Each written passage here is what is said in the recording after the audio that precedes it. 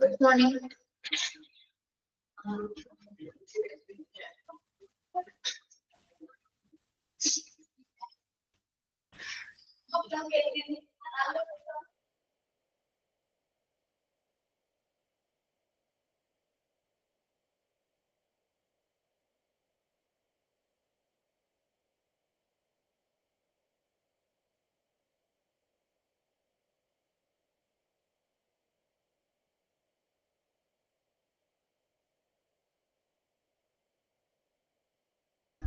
കേൾക്കാമോ?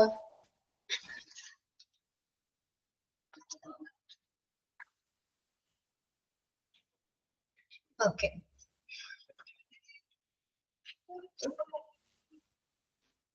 ഹ്യൂമൻ റിസോഴ്സസിൽ നമ്മൾ കഴിഞ്ഞ ക്ലാസ്സിൽ എന്തൊക്കെ പറഞ്ഞത്? Process of human resource planning പറഞ്ഞു അല്ലേ?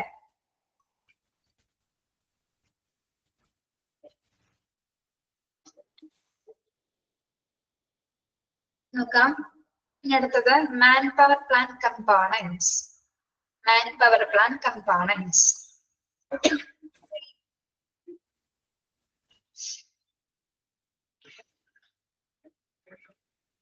ഒരു മിനിറ്റ്.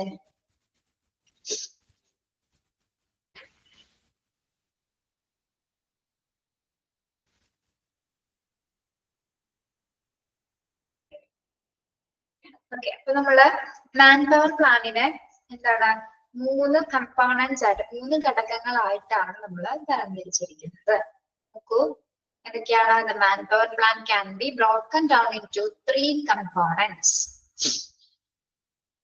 മനുഷ്യ വിഭവശേഷിയുമായി ബന്ധപ്പെട്ട ആ ഒരു പ്ലാൻ അല്ലെങ്കിൽ ആ പദ്ധതി നമ്മള് 3 ഘടകങ്ങളായിട്ട് വേർതിരിച്ചിട്ടുണ്ട്. ഏതൊക്കെയാണ്? ഒന്ന് forecasting, recruitment plan, training and development plan. Okay, first one എന്താണ്? Forecasting. Forecasting, estimating future needs and stock taking of available resources in the organization. എന്താണ് ഫോർകാസ്റ്റിംഗ് എന്ന് പറയുന്നത്? Estimating future needs and stock taking of available resources in the organisation. നമ്മള് forecast ചെയ്യാന്ന് പറയുമ്പോൾ എന്താണ്? Prediction വേണമെങ്കിൽ പറയാം, നമുക്ക് അല്ലെങ്കിൽ പ്രവചനം എന്ന് പറയാം. എങ്ങനെയാണ് നമ്മൾ പറയുന്നത്? ഇപ്പൊ ഒരു ഓർഗനൈസേഷൻ തുടങ്ങി ഒരു ദിവസത്തുള്ള സാധനങ്ങൾ മാത്രം മതി ഒരു ഓർഗനൈസേഷനില്? അല്ലെങ്കിൽ കുറച്ച് ദിവസത്തേക്കുള്ള സാധനങ്ങൾ മാത്രം, അല്ലെങ്കിൽ കുറച്ച് ദിവസത്തുള്ള വർക്ക് ആണോ? അല്ല, നമ്മുടെ ഭാവിയിലത്തെ കൂടി ആവശ്യങ്ങൾ കണക്കാക്കി അല്ലെ? അതായത് ഫ്യൂച്ചർ നീഡ്സ് കൂടി കണക്കാക്കിക്കൊണ്ടാണ് നമ്മൾ സ്റ്റോക്ക് ചെയ്യുന്നത്. സ്റ്റോക്ക് ചെയ്യാന്ന് പറഞ്ഞാൽ എന്താണ്? ഇവിടെ സ്റ്റോക്ക് ചെയ്യാന്ന് പറയുന്നത് മനുഷ്യ വിഭവങ്ങളുടെ സ്റ്റോക്കിംഗ് ആണ് കേട്ടോ. ആവശ്യാനുസരണം എന്താണ് മനുഷ്യ വിഭവങ്ങൾ, ഹ്യൂമൻ റിസോഴ്സസ് അവൈലബിൾ ഉണ്ടായിരിക്കണം. അപ്പൊ എന്താണ് അത് പ്രത്യേകിച്ച് നമ്മളെ ഫ്യൂച്ചർ നീഡ്സ് കൂടി മുൻകൂട്ടി കൊടുത്തുകൊണ്ട്, അതായത് ഭാവിയിലെ ആവശ്യങ്ങൾ നമ്മൾ കണക്കാക്കുന്നതും അതുപോലെ തന്നെ എന്താണ് സ്ഥാപനത്തിൽ ആവശ്യമായിട്ടുള്ള വിഭവങ്ങളുടെ സ്റ്റോക്ക് കൃത്യമായിട്ടും നമ്മൾ പ്രെഡിക്റ്റ് ചെയ്യും. അപ്പൊ മനുഷ്യർ മാത്രമാണോ പിന്നെ അതിൽ വരുന്നത്? ഹ്യൂമൻ റിസോഴ്സസ് മാത്രമല്ല, മറ്റ് ഓരോ ഓഫീസുമായി ഓർഗനൈസേഷനുമായി ബന്ധപ്പെട്ട് വരുന്ന എല്ലാ സാധനങ്ങളും നമ്മൾ എന്ത് ചെയ്യും? സ്റ്റോക്ക് ചെയ്യും. അല്ലെങ്കിൽ ഈ ഒരു സമയത്ത് ഇത്ര സാധനങ്ങൾ വേണ്ടി വരും എന്നുള്ളൊരു പ്രഡിക്ഷൻ നമുക്ക് ഉണ്ടായിരിക്കും അല്ലെ, ഒരു കമ്പനി തുടങ്ങുന്ന സമയത്ത്. അപ്പൊ അതാണ് ഫോർകാസ്റ്റിംഗ് എന്ന് പറയുന്നത്. നമ്മൾ ഒരു ദിവസത്തെ അല്ലെങ്കിൽ കുറച്ച് ദിവസത്തെ പ്ലാൻ അല്ല നടത്തുന്നത്, ഭാവിയെ മുൻകൂട്ടി കണ്ടിട്ടുള്ള ആവശ്യങ്ങളാണ് നമ്മൾ ഏറ്റവും കൂടുതൽ പ്ലാൻ ചെയ്യുന്നത്. That is forecasting. അടുത്തത് റിക്രൂട്ട്മെന്റ് പ്ലാൻ. റിക്രൂട്ട്മെന്റ് പ്ലാൻ എന്താണ്? റിക്രൂട്ട് ചെയ്യാന്ന് പറയുന്നത് ആളുകളെ തിരഞ്ഞെടുക്കുക അല്ലെ? ഹ്യൂമൻ റിസോഴ്സിനെ തിരഞ്ഞെടുക്കുന്ന സെലക്ഷൻ ആണ് അല്ലെ? ഓക്കെ. നിയമനം. To meet the gap between internal resources and estimated need by external recruitment. എന്താണ് റിക്രൂട്ട്മെന്റ് പ്ലാൻ എന്ന് പറയുന്നത്? To meet the gap between. എന്താണ് ഇവിടെ ഗ്യാപ്പ് എന്ന് പറയുന്നത്? നമ്മള് കഴിഞ്ഞ ക്ലാസ്സിലൊക്കെ പറഞ്ഞു തോന്നുന്നു, ഒരു ഓർഗനൈസേഷനില് ഒരു ഗ്യാപ്പ് വരെയുണ്ട്. ഗ്യാപ്പ് വരെ എന്ന് പറയുമ്പോൾ എന്താണ്? അവിടെ വേക്കൻസീസ് ആണ് വരുന്നത് അല്ലെ? അല്ലെങ്കിൽ ഉദ്യോഗാർത്ഥികളുടെ ഒഴിവ് വരും, അല്ലെങ്കിൽ ജോലിക്കാരുടെ ഒഴിവ് വരുന്ന സമയത്ത് നമ്മൾ ആദ്യം എന്ത് ചെയ്യും? എത്രയും പെട്ടെന്ന് പുറത്തുനിന്ന് ആൾക്കാരെയാണ് എടുക്കുന്നത്. എക്സ്റ്റേണൽ റിസോഴ്സസ് ആണ് എടുക്കുന്നത്. പുറത്തുനിന്ന് തന്നെ ആൾക്കാരെ ആയിരിക്കും എടുക്കുന്നത്. അല്ല അല്ലെ, അതിനകത്ത് അതാണ് ഇന്റേണൽ റിസോഴ്സസ് എന്ന് പറയുന്നത്. ഇന്റേണൽ റിസോഴ്സ് എന്ന് വെച്ചാൽ എന്താണ്? അതിനകത്ത് തന്നെയുള്ള ജീവനക്കാരെ നമ്മൾ തിരഞ്ഞെടുക്കുന്നത്. Estimate need by external recruitment. അല്ലാത്ത പക്ഷം അത് പറ്റാത്ത സമയത്ത് മാത്രമാണ് എക്സ്റ്റേണൽ റിക്രൂട്ട്മെന്റ് നമ്മൾ നടത്തുന്നത്. ഓക്കെ, അതാണ് ഗ്യാപ്പ് ഫില്ല് ചെയ്യാന്ന് പറയുന്നത്. ഗ്യാപ്പ് എന്ന് പറയുന്നത് എന്താണ്? ഇന്റേണൽ റിസോഴ്സസും എക്സ്റ്റേണൽ റിക്രൂട്ട്മെന്റും തമ്മിലുള്ള ഒരു ഗ്യാപ്പാണ്. അതായത് ഓർഗനൈസേഷനകത്ത് നിന്നും എടുക്കുന്നുണ്ട്, അല്ലെങ്കിൽ അല്ലാത്ത സിറ്റുവേഷൻസിൽ എന്താണ് പുറത്തു നിന്നും ആൾക്കാരെ നമ്മൾ റിക്രൂട്ട് ചെയ്യുന്നുണ്ട്. അതാണ് റിക്രൂട്ട്മെന്റ് പ്ലാൻ എന്ന് പറയുന്നത്. അപ്പൊ അകത്തുള്ളവരെ നമ്മൾ ചിലപ്പോൾ എന്താണ് പ്രൊമോഷൻ കൊടുത്ത് ഹയർ പൊസിഷൻസിലേക്ക് മാറ്റും, അല്ലെ? ഓക്കെ, അതാണ് ഞാൻ എന്റെ ഒരു എക്സാമ്പിൾ പറയുന്നത്. ഇനി റിക്രൂട്ട്മെന്റ് പ്ലാനിന് ശേഷം പിന്നെ വരുന്നത് എന്താണ്? Training and development plan. Training and development plan to utilize fully the human resources of the organization and to develop the potential resources. Training and development plan എന്ന് പറയുന്നത്, നമ്മൾ ആൾക്കാരെ തിരഞ്ഞെടുത്തു, അതിനുശേഷം നമ്മൾ എന്താ ചെയ്യുന്നത്? അവർക്ക് പരിശീലനം കൊടുക്കണം, അല്ലെ?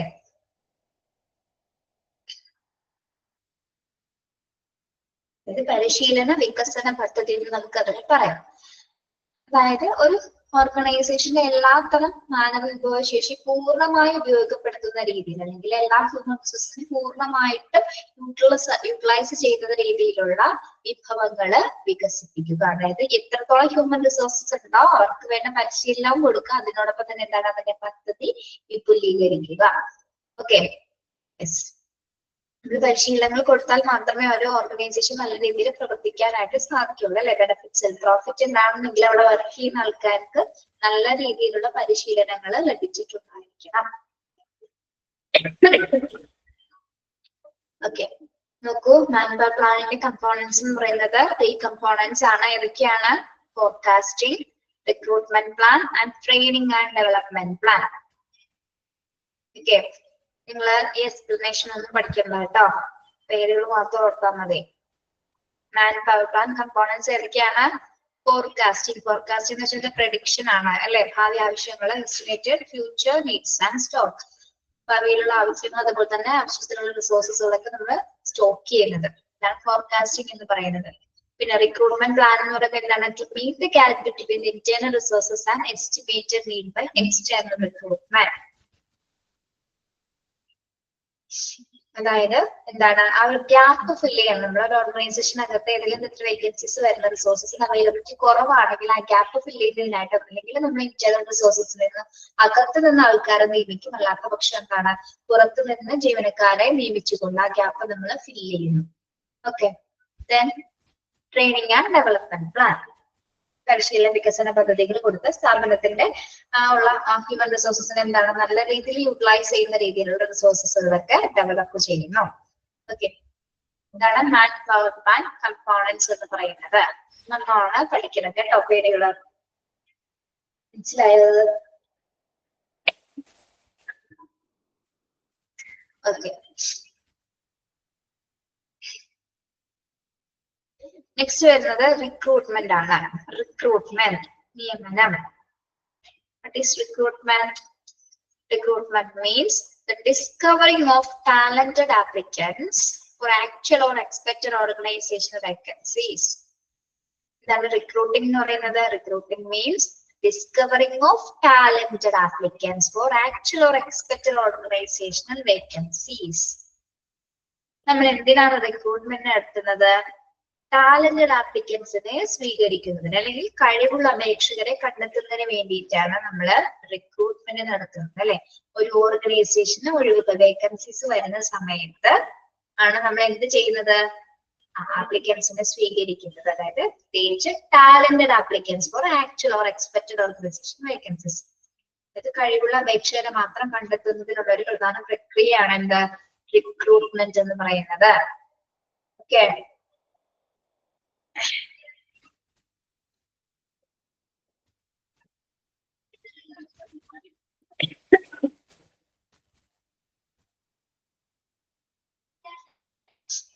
Then recruitment is the process of attracting potential employees and encouraging them to apply for the jobs in an organization. In recruitment എന്ന് പറയുന്നത് എങ്ങനെയുള്ള ഒരു പ്രോസസ് ആണ്? It's a process of attracting potential employees and encouraging them to apply for the jobs in an organization. സ്ഥാപനത്തിലെ ജോലികൾക്ക് അവർക്ക് അപേക്ഷിക്കാൻ സാധ്യതയുള്ള ജീവനക്കാരെ ആകർഷിക്കുകയും അവരെ പ്രോത്സാഹിപ്പിക്കുകയും ചെയ്യുന്ന ഒരു പ്രക്രിയയാണ് എന്താ റിക്രൂട്ട്മെന്റ് എന്ന് പറയുന്നത്. അതായത് നമ്മൾ റിക്രൂട്ട്മെന്റ് അല്ലെങ്കിൽ നമ്മൾ ഒരു ജോലിക്ക് അപേക്ഷിക്കുന്നത് എന്തൊക്കെ കണ്ടിട്ടാണ്? എങ്ങനെയാണ് നമ്മള് പ്രത്യേകിച്ച് നമുക്കൊരു അട്രാക്ഷൻ ഉണ്ടാവും. ഏതൊരു കാര്യത്തിലാണ് നമുക്കൊരു ജോലിയിൽ അട്രാക്ഷൻ വരുന്നത്? പ്രധാന അട്രാക്ഷൻ എന്ന് പറയുന്നത് സാലറി പാക്കേജ് തന്നെയാണ് അല്ലെ? Okay, yes. അപ്പൊ ഇവിടെ പറയുന്നത് എന്താണ്? സ്ഥാപനത്തിലെ ജോലികൾക്ക് അപേക്ഷിക്കാൻ സാധ്യതയുള്ള ജീവനക്കാരെ ആകർഷിക്കുകയും അവരെ പ്രോത്സാഹിപ്പിക്കുകയും ചെയ്യുന്ന ഒരു പ്രക്രിയയാണ് റിക്രൂട്ട്മെന്റ് എന്ന് പറയുന്നത്. റിക്രൂട്ട്മെന്റ് എന്ന് പറയുന്നത് ഒരു ചെറിയ പ്രക്രിയയല്ല, അവിടെ നിരന്തരം പല പ്രക്രിയകൾ വരുന്നുണ്ട്. അതായത് ഒരാളുടെ ടാലന്റിനെ ഏറ്റവും കൂടുതൽ എത്രത്തോളം സ്കിൽ അയാൾക്ക് ഉണ്ടെന്ന് നമുക്ക് കൃത്യമായിട്ട് അറിയുന്ന തരത്തിലുള്ള പ്രോസസ്സുകളാണ് റിക്രൂട്ട്മെന്റ് സമയത്ത് നടക്കുന്നത്. അതായത് നിയമന പ്രക്രിയ എന്ന് പറയുന്നത് വളരെ ചെറിയൊരു പ്രക്രിയയല്ല, ഒരുപാട് മെത്തേഡ്സ് ആൻഡ് പ്രൊസീജിയേഴ്സ് ഇതിന് വരുന്നുണ്ട്. Okay, then recruitment has been considered as the most important function of personal administration because unless the right type of people is not hired എന്നാണ് കേട്ടോ, നോട്ട് എന്നാണ്, people is not hired, even the best plans, organization charts and control system would not do much good. It is often termed positive in that it persuades people to apply for jobs to enhance the hiring ratio. The number of applicants for a job selection, on the other hand, tends to negative because it refuses a good number of those who apply, leaving only the best to be hired. ഇങ്ങനെ ഞാനൊന്ന് ചുരുക്കി പറഞ്ഞുതരാം.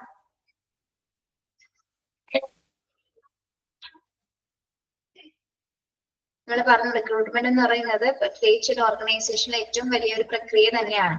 Okay, അതായത് നമ്മൾ right ആയിട്ടുള്ള കൃത്യമായിട്ടുള്ള ആൾക്കാരെ കൃത്യമായ സ്ഥലത്ത് പോസ്റ്റ് ചെയ്യുന്നതിന് വേണ്ടിയിട്ടാണ് നമ്മൾ ഇത്തരത്തിലുള്ള റിക്രൂട്ട്മെന്റ് ചെയ്യുന്നത് അല്ലെ? അപ്പൊ അതിനു വേണ്ടി എന്താണ് മികച്ച രീതിയിലുള്ള പ്ലാനിങ്ങുകൾ തയ്യാറാക്കും അല്ലെ? ബെസ്റ്റ് ആയിട്ടുള്ള പ്ലാൻസ് തയ്യാറാക്കും. അതുപോലെ തന്നെ charts and control system. Charts and control system എന്ന് പറയുന്നത് എന്താണ്?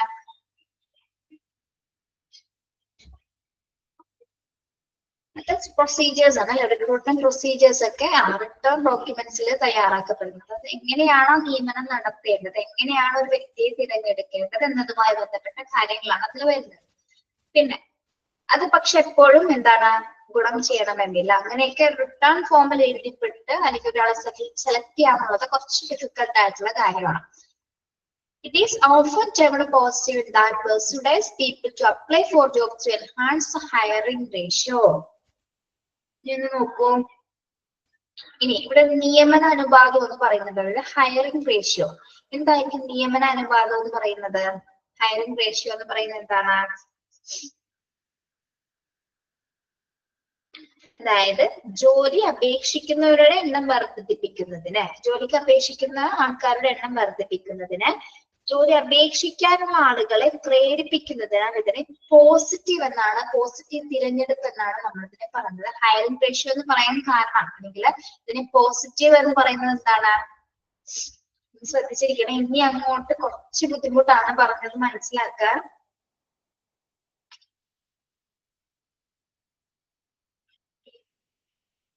നമുക്കറിയാലേ, ഇപ്പൊ കറക്റ്റ് സ്ഥലത്ത് ടീച്ചർ കുറച്ചുകൂടി എളുപ്പമായിട്ട് പറയാം. നമ്മള് മികച്ച സ്ഥലത്ത് മികച്ച ആളുകളെ തന്നെ നമ്മൾ നിയമിച്ചില്ലെങ്കിൽ എന്തായിരിക്കും പറ്റുന്നത്?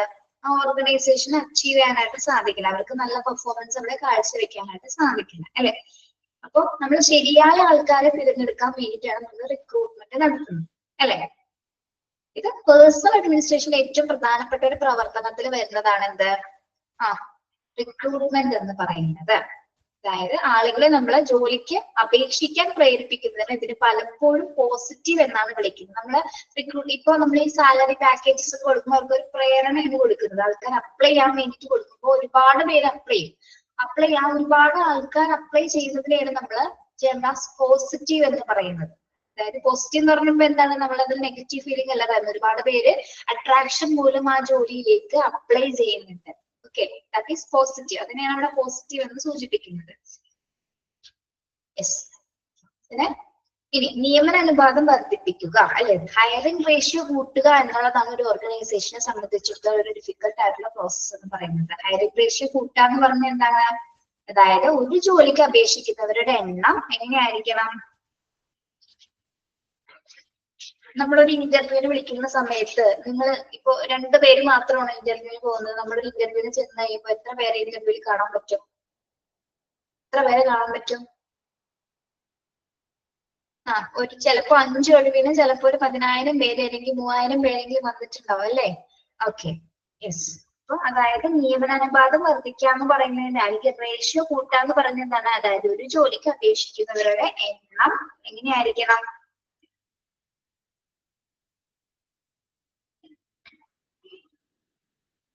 മറുവശത്ത് അപേക്ഷിക്കുന്നവരിൽ നല്ലൊരു പങ്കും നിരസിക്കപ്പെടുന്നതിനാൽ selection on other hand tends to negative because it refuse a good number of those who apply, leaving only the best to be hired. അപ്പൊ മറുവശത്ത് അപേക്ഷിക്കുന്ന ആൾക്കാരുടെ എണ്ണം നിരസിക്കപ്പെടും. അതായത് കുറെ പേര് അപ്ലൈ ചെയ്യും, കുറെ പേര് എന്താണ് ആ ഇന്റർവ്യൂവിന് നിയമന സമയത്ത് എത്തിച്ചേരുകയും ചെയ്യും. എന്നാൽ എന്താണ് കുറെ പേര് നമ്മൾ എല്ലാവരെയും നമ്മൾ സെലക്ട് ചെയ്യുമോ? എല്ലാവരെയും സെലക്ട് ചെയ്യോ പറ്റുമോ? നമുക്ക് ഇത്ര ഒഴിവുകൾ ഉണ്ടാവുള്ളൂ അല്ലെ, ആ ഒരു ഒഴിവ് ഫില്ല് ചെയ്യുന്നതിന് വേണ്ടി മാത്രമാണ് നമ്മൾ ഇന്റർവ്യൂസ് ചെയ്യുന്നത് അല്ലെ. അപ്പൊ ഏറ്റവും മികച്ചവരെ മാത്രം നിയമിക്കാൻ കഴിഞ്ഞതിനാൽ അതിനെ എന്താണ് അവിടെ നെഗറ്റീവ് എന്ന് പറയുന്നു. ടു ബി നെഗറ്റീവ് ബിക്കോസ് ഇവിടെ നമ്മൾ പോസിറ്റീവ് എന്ന് പറഞ്ഞ എന്താണ്, പോസിറ്റീവ് എന്ന് പറഞ്ഞാൽ ഒരുപാട് പേരോട് അപ്ലൈ ചെയ്യുന്നത് കൊണ്ടാണ് അവിടെ ആ ഒരു ജോബിന് വേണ്ടി ഒരുപാട് പേരോട് അപ്ലൈ ചെയ്യുന്ന ആപ്ലിക്കൻസ് കൂടുന്നതിനെയാണ് നമ്മളവിടെ പോസിറ്റീവ് റിലേഷൻസ് വരുന്നത് എന്ന് പറയുന്നത്. പക്ഷെ ഇവിടെ നോക്കൂ, ഇവിടെ ഒരുപാട് പേരുണ്ടെങ്കിലും എന്താണ് കുറച്ച് ആൾക്കാരെ മാത്രമാണ് നമ്മൾ തിരഞ്ഞെടുക്കുന്നത്. അപ്പൊ അതിനെന്തുകൊണ്ട് പറയുന്നുണ്ട്, നെഗറ്റീവ് എന്ന രീതിയിലാണ് ഇവിടെ അതിനെ വ്യാഖ്യാനിക്കുന്നത്. അതായത് നിങ്ങൾ ഇത്രയും മനസ്സിലാക്കുക, റിക്രൂട്ട്മെന്റിന് ഇത്തരത്തിലുള്ള വശങ്ങളുണ്ട്. അതായത് നമ്മൾ ഒരു ഒഴിവിന് വേണ്ടിയിട്ട് കുറെ പേരെ എന്താണ് തിരഞ്ഞെടുക്കുകയും, അതായത് കുറെ പേര് ആപ്ലിക്കേഷൻസ് നമ്മൾ സ്വീകരിക്കും. പക്ഷെ 5 ഒഴിവാണെങ്കിൽ നമ്മൾ എന്താണ് 5 പേരെ മാത്രമേ നമ്മൾ തിരഞ്ഞെടുക്കുള്ളൂ. പക്ഷെ 5 പേർക്ക് പകരം എത്ര പേര് വന്നിട്ടുണ്ടാവും, 10,000-10,000 പേരെങ്കിലും ഉണ്ടായിട്ടുണ്ടാവും അല്ലെ. പക്ഷെ എല്ലാവരെയും തിരഞ്ഞെടുക്കില്ല. അപ്പൊ കൂടുതൽ വരുന്ന ആപ്ലിക്കൻസിനെയാണ് നമ്മൾ പോസിറ്റീവ് എന്ന രീതിയിൽ ടേം ചെയ്യുന്നത്. ഇനി കുറച്ചുപേരെ നിരസിച്ച് കുറച്ചുപേരെ മാത്രം തിരഞ്ഞെടുക്കുന്നതിനാണ് നമ്മൾ ഇവിടെ എന്ത് പറയുന്നത്, നെഗറ്റീവ് എന്നൊരു ടേമിൽ സൂചിപ്പിക്കുന്നത്. ഓക്കെ, അങ്ങനെയാണ് എല്ലായിടത്തും റിക്രൂട്ട്മെന്റ്സ് നടക്കുന്നത്. മനസ്സിലായോ?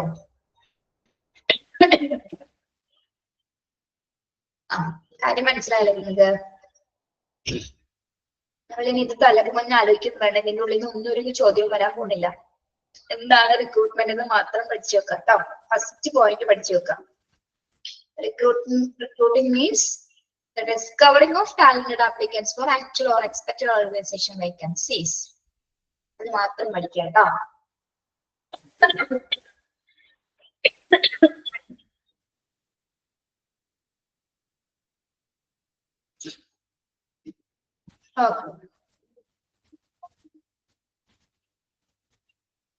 അടുത്തത് ഫാക്ടേഴ്സ് അഫക്റ്റിംഗ് റിക്രൂട്ട്മെന്റ്. ഇനി എന്തൊക്കെ ഘടകങ്ങളാണ് നമ്മുടെ നിയമന രീതിയിൽ അഫക്റ്റ് ചെയ്യുന്നത്, എന്തൊക്കെ ഫാക്ടേഴ്സ് ആണ് റിക്രൂട്ട്മെന്റിനെ ബാധിക്കുന്ന ഘടകങ്ങൾ എന്തൊക്കെയാണ്?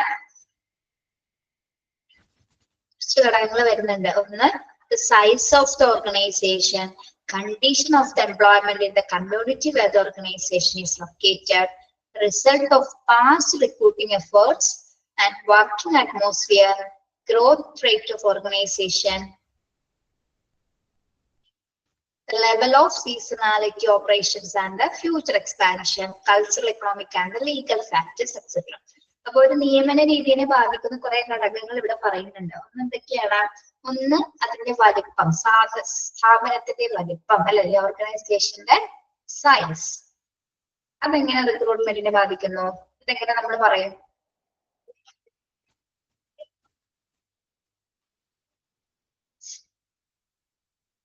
ടീച്ചറെ, നിങ്ങൾ ആസ്റ്റർ മെഡിസിറ്റി കണ്ടിട്ടുണ്ടോ? ആസ്റ്റർ മെഡിസിറ്റി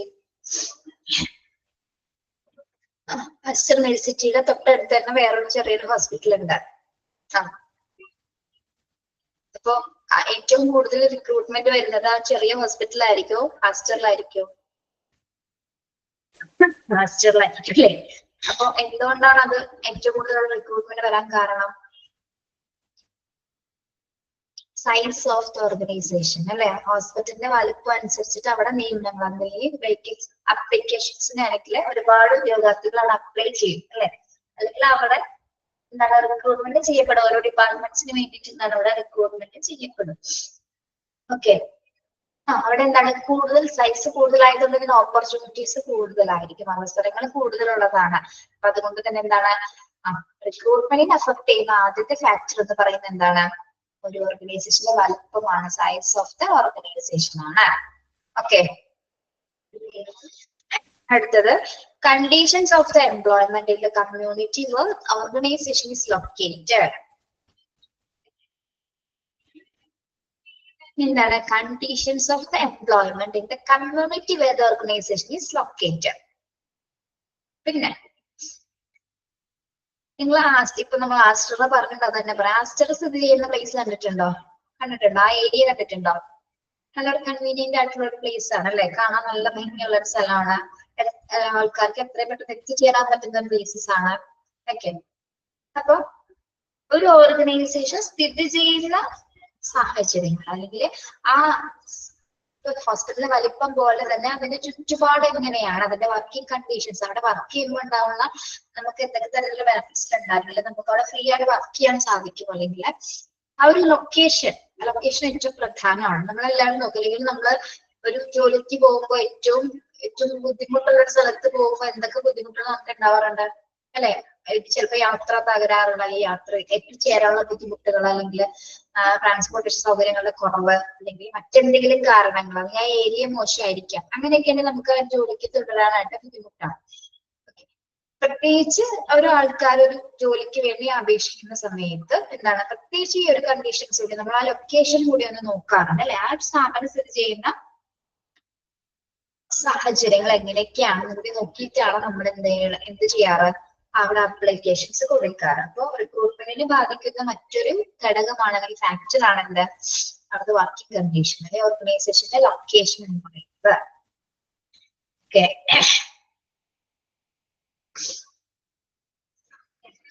മനസ്സിലായത് രണ്ടാമത്തെ point?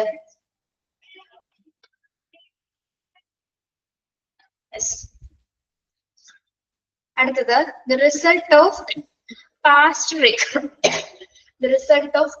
recruiting efforts which show the organization capacity to locate and keep good performing people. The result of past recruiting efforts which show the organization's capacity to locate and keep good performing people. ആണോ? Convenient to travel ആണോ?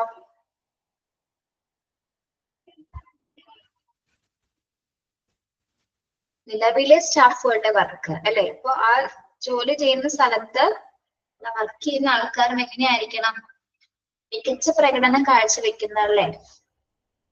അതായത് അവിടെ work ചെയ്യുന്നവർ നല്ല രീതിയിൽ perform ചെയ്യുന്നത് കൊണ്ടായിരിക്കാം, ആ ഒരു സ്ഥാപനം കൊണ്ടായിരിക്കാം എന്നല്ല, അത് തന്നെയാണ് അല്ലെ? അവിടെ വർക്ക് ചെയ്യുന്നവര് നല്ല രീതിയിൽ വർക്ക് ചെയ്യുന്നത് കൊണ്ടാണ്, വർക്കിംഗ് കപ്പാസിറ്റി നല്ല രീതിയിൽ ഉണ്ടായിരിക്കും. അതായത് ഗുഡ് പെർഫോമൻസ് കാഴ്ചവെക്കുന്നത് കൊണ്ടാണ് ആ സ്ഥാപനം നല്ല രീതിയിൽ ഇപ്പോഴും മുന്നോട്ട് പോകുന്നത്. അത് ഒരു ഓർഗനൈസേഷനെ അഫക്ട് അല്ലെങ്കിൽ റിക്രൂട്ട്മെന്റിനെ അഫക്ട് ചെയ്യുന്ന ഒരു ഫാക്ടറാണ്. അപ്പൊ നമ്മളിപ്പോ നമുക്ക് മനസ്സിലാകും, ഇപ്പൊ നല്ല ആൾക്കാരെ മാത്രമാണ് അവിടെ സെലക്ട് ചെയ്തിരിക്കുന്നത് നമുക്ക് തിരിച്ചറിയാനായിട്ട് സാധിക്കില്ല. നല്ല ക്വാളിഫൈഡ് ആയിട്ടുള്ള സ്കിൽഡ് ആയിട്ടുള്ള ആൾക്കാരെ മാത്രമാണ് അവിടെ സെലക്ട് ചെയ്തിരിക്കുന്നത് കൊണ്ട് തന്നെയാണ് ആ ഓർഗനൈസേഷൻ അവരെ നല്ല പെർഫോമൻസ് കാഴ്ചവെക്കുന്നത് നമുക്ക് മനസ്സിലാക്കാൻ സാധിക്കും. Okay, fourth one, working atmosphere and salary and benefit package offered by the organization which may influence turnover and demand future recruiting. Working atmosphere and salary benefits. Okay,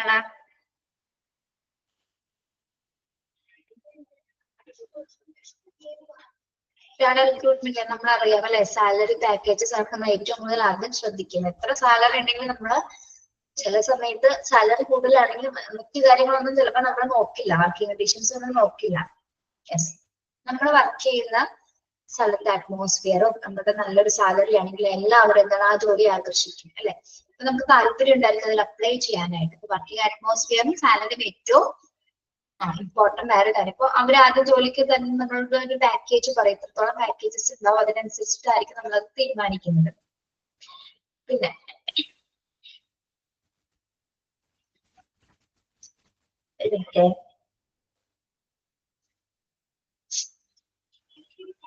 ഒരു ഓർഗനൈസേഷൻ എന്താണ് ശമ്പള ആനുകൂല്യങ്ങൾ മറ്റു പാക്കേജുകളൊക്കെ പ്രൊവൈഡ് ചെയ്തുകൊണ്ടാണ് എന്താണ് ഭാവി നിയമനത്തെ ഏറ്റവും കൂടുതൽ സപ്പോർട്ട് ചെയ്യുന്നത്.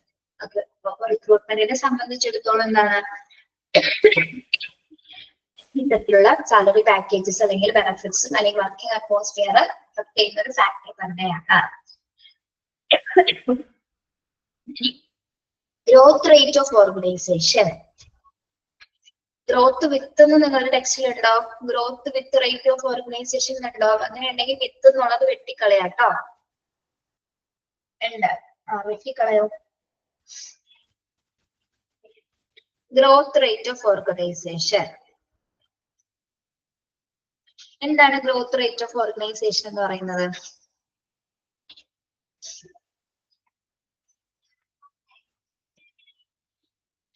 ഓർഗനൈസേഷന്റെ വളർച്ചയാണ് അവിടെ പറയുന്നത്, അല്ലെങ്കിൽ ആ ഒരു ഹോസ്പിറ്റലിന്റെ വളർച്ച നമുക്ക് പറയാം.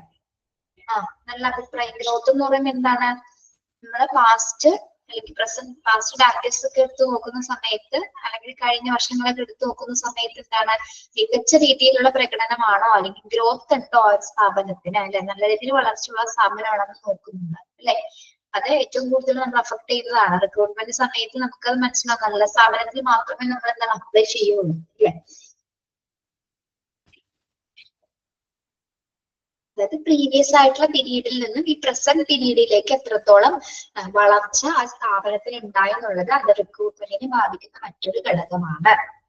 Okay, growth rate of organisation സ്ഥാപനത്തിന്റെ വളർച്ചാ നിരക്ക് കൂടി റിക്രൂട്ട്മെന്റിനെ അഫക്ട് ചെയ്യുന്നു. ഓക്കെ, പിന്നെന്താണ്? The level of seasonality of operations and future expansion and production programs. അത്രയുള്ളൂ നിങ്ങളുടെ ടെക്സ്റ്റിൽ സെന്റൻസ്.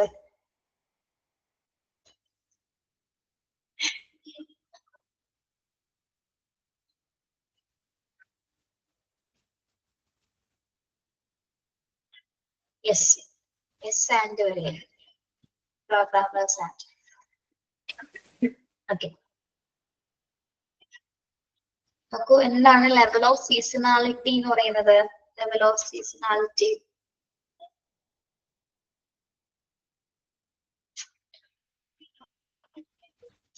പകർച്ചവ്യാധികൾ വരുന്ന സമയമാണോ സീസണാലിറ്റി? ആണോ? The level of seasonality of operations and future expansion and production programs. ഇപ്പൊ അതിനൊരു എക്സാമ്പിൾ പറയണെങ്കിൽ എന്ത് പറയാൻ പറ്റും? നമ്മള് സീസണാലിറ്റി എന്ന് പറയുമ്പോ നമ്മൾ ഏറ്റവും കൂടുതൽ ശ്രദ്ധിച്ചു ഇപ്പൊ എന്താ നടക്കുന്നത്? ആടി സെയിൽസ് നടക്കുന്നുണ്ട്, അല്ലെങ്കിൽ ഓണം, അല്ലെങ്കിൽ വിഷു, അല്ലെങ്കിൽ ക്രിസ്മസ്, ഇതൊക്കെ നടക്കുന്ന സമയത്ത് ഇപ്പൊ ഒരു ഓർഗനൈസേഷൻ നമുക്കിപ്പോ ഒരു കട എടുക്കാം അല്ലെ, ഒരു ടെക്സ്റ്റൈൽ ഷോപ്പ് എടുക്കുകയാണെങ്കിൽ സീസൺ, അതായത് ഓണം സീസൺ ആയിക്കോട്ടെ, ഇപ്പൊ ഓണം ഓൺലൈൻ എടുത്ത് വരാൻ പോണം. അപ്പൊ ആ ഒരു സമയത്ത് പ്രത്യേകത എന്താണ്?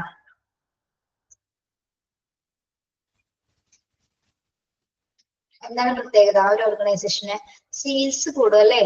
എന്തുകൊണ്ടാണ്? സീസൺ അനുസരിച്ചിട്ട് മോർ സെയിൽസ് അവിടെ ഉണ്ടായിരിക്കും. അതായത് അപ്പൊ അതും റിക്രൂട്ട്മെന്റിനെ അഫക്ട് ചെയ്യുന്ന ഒരു ഘടകമാണ്. ഒരാള് ജോലിക്ക് അപേക്ഷിക്കുന്നതിന് മുമ്പ് അവിടെ ഇപ്പൊ ഇന്ന സീസൺ നടക്കുന്ന സമയത്ത് ഓണത്തിന്റെ സീസൺ ഏറ്റവും കൂടുതൽ അവിടെ ഗ്രോത്ത് ഉണ്ടാവുന്നത് നമ്മൾ അറിയും അല്ലെ, അല്ലെങ്കിൽ നമുക്കത് അറിയാൻ സാധിക്കും മറ്റു അഡ്വർടൈസ്മെന്റിലൂടെ, അല്ലെങ്കിൽ ആരെങ്കിലും ഇത് പറഞ്ഞ് നമുക്കത് അറിയും. ഇത്രയും പോപ്പുലർ ആയിട്ടുള്ള സ്ഥാപനത്തെ കുറിച്ച് നമ്മുടെ മീഡിയ വഴിയൊക്കെ എന്താണ് തിരിച്ചറിയുന്നത്. അപ്പൊ സീസൺ നടക്കുന്ന സമയത്തും അല്ലെങ്കിൽ ഏതെങ്കിലും സീസൺ റിലേറ്റഡ് ആയിട്ട് വരുന്ന സമയത്ത് എന്താണ് ആ സ്ഥാപനത്തിന് എന്തുണ്ട്? പ്രൊഡക്ഷനും നല്ല രീതിയിലുള്ള പ്രോഗ്രാംസ് ഒക്കെ അവിടെ ഉണ്ടെങ്കിൽ അതും റിക്രൂട്ട്മെന്റിനെ അഫക്ട് ചെയ്യുന്ന ഒരു ഫാക്ടർ ആയിട്ട് നമുക്ക് അങ്ങനെ പറയാവുന്നതാണ്. ഈ ഓണം ക്രിസ്മസ് എന്നൊക്കെ ഹോസ്പിറ്റൽ സീസൺ ഉണ്ടോ? മിസ് ഉണ്ടല്ലോ. ഹോസ്പിറ്റൽ സീസണുകൾ ആ കമ്മ്യൂണിറ്റബിൾ ഡിസീസസ് ഒക്കെ വന്നോട്ടെ. കൊറോണ ഉണ്ടായ സീസൺ നോക്കി, കൊറോണ ഉണ്ടായ സീസൺസ് അതൊരു സീസൺ അല്ലേ? കൊറോണ, നിപ്പ ഓക്കെ, അത് നല്ല ചോദ്യമാണ് കേട്ടോ. ശരിയാണ്, സീസണാലിറ്റി ഇവിടെ അങ്ങനെയാണോ കൊടുത്തിരിക്കുന്നത്, അതുകൊണ്ടാണ് അങ്ങനെ നിങ്ങൾ പഠിപ്പിച്ചു തരുന്നത്. ഓക്കെ, എക്സാമ്പിൾ പറഞ്ഞെന്നോളൂ, ഓണം വിഷു എന്നൊക്കെ. അപ്പൊ നമ്മൾ ഇവിടുന്ന് മനസ്സിലാക്കേണ്ട കാര്യങ്ങൾ, ഒരു ഹോസ്പിറ്റലിലേക്ക് ഇത്ര ആൾക്കാർ ഇത്ര അസുഖം വരുന്ന സമയത്ത് ആ ഹോസ്പിറ്റലിലേക്ക് എത്തിച്ചേരണം എന്നുണ്ടെങ്കിൽ അവര് കൊടുക്കുന്ന സർവീസസ് എങ്ങനെയായിരിക്കും? ഒരു സീസണിൽ ഇത്ര ആൾക്കാർ ചെല്ലണം എന്നെങ്കിൽ ആ വൈറൽ ഫീവറിന്റെ സീസണാണ്. എന്താ, എനിക്ക് വൈറൽ ഫീവർ ആണ്. എന്തുകൊണ്ടാണ്? ആ ഹോസ്പിറ്റൽ നല്ല രീതിയിൽ സർവീസസ് പ്രൊവൈഡ് ചെയ്യുന്നത് കൊണ്ടാണ് പേഷ്യൻസ് അവിടെ എത്തിച്ചേരുന്നത്. അങ്ങനെ നമ്മൾക്ക് അതിനെ സീസണാലിറ്റി എന്ന് പറഞ്ഞ് കണക്ട് ചെയ്യാം. ഓക്കെ, അത്ര ആൾക്കാരുടെ പേഷ്യൻസിന്റെ ഓവർഫ്ലോസ് വരാറുണ്ട്. അതേപോലെ തന്നെ എന്താണ്, ചില ഡിസാസ്റ്റർ ഒക്കെ സമയത്ത്, ദുരന്തങ്ങൾ ഉണ്ടാവുന്ന സമയത്തും ചിലവർ എന്താണ് ആ ഹോസ്പിറ്റൽ മാത്രമേ ചൂസ് ചെയ്യുള്ളൂ, ഈ ഒരു ഹോസ്പിറ്റൽ മാത്രമേ ചൂസ് ചെയ്യുള്ളൂ. Good and effective services. Very good.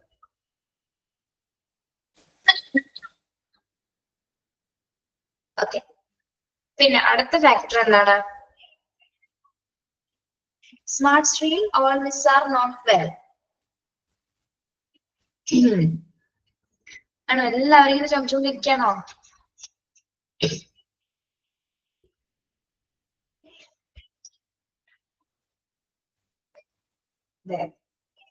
അതെ, മിക്കതും കുറെ പേർക്ക് മിക്ക ടീച്ചേഴ്സ് ഇവിടെ വണ്ടിക്കാണ് എല്ലാവരും മഴയൊക്കെ കൊണ്ടുവരുന്നത്. എല്ലാവർക്കും അങ്ങനെ കിട്ടുന്നുണ്ട് പനിയൊക്കെ. അല്ലാതെ നമ്മൾ കണ്ടിന്യൂസ് ആയിട്ട് ക്ലാസ് എടുക്കും. ചിലപ്പോൾ 4 പീരീഡ് ഒക്കെ കണ്ടിന്യൂസ് ആയിട്ട് ക്ലാസ് എടുക്കുമ്പോ അറിയാലോ, ചുമയും ഡിഫിക്കൽട്ടീസ് ഒക്കെ വരാനും സാധ്യതയുണ്ട്. പിന്നെ ഞങ്ങൾ ഇവിടെ വെറുതെ ഇരിക്കല്ല, നിങ്ങൾക്ക് അറിയാലോ. ഞങ്ങൾ ക്ലാസ് കഴിഞ്ഞാൽ നിങ്ങൾക്കുള്ള പേപ്പേഴ്സ്, ക്വസ്റ്റ്യൻസ് തയ്യാറാക്കണം. പിന്നെ നിങ്ങളുടെ അതിന്റെ കുറെ കോൺവൊക്കേഷൻസ് ഉണ്ട്, ക്വസ്റ്റ്യൻ പേപ്പേഴ്സ്, കോൺവൊക്കേഷന്റെ ആൻസർ, ഇതൊക്കെ പരിപാടികളുണ്ട്. നല്ല പരിപാടിയാ. ഇവിടുത്തെ നല്ല സീസണാ, കോൺവൊക്കേഷൻ സീസണാണ്. പെരിയുണ്ട പുറകെ നിങ്ങളുണ്ടാവും. ഇപ്പോ 11th HA11 ബാച്ചിന്റെയാണ് അടുത്ത 26th കോൺവൊക്കേഷൻ. പുറകെ നിങ്ങളുണ്ടാവും. ഓക്കെ,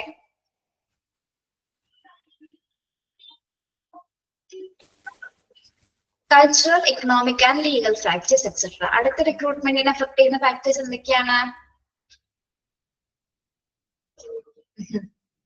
എന്തൊക്കെയാണ്? Cultural and economic legal factors എന്തൊക്കെയാണ്?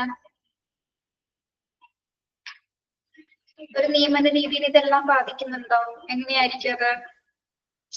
സാംസ്കാരിക, സാമ്പത്തിക, നിയമ ഘടകങ്ങൾ മുതലായവ. Cultural factors. കൾച്ചറൽ ഫാക്ടേഴ്സിൽ എന്ത് പറയാം?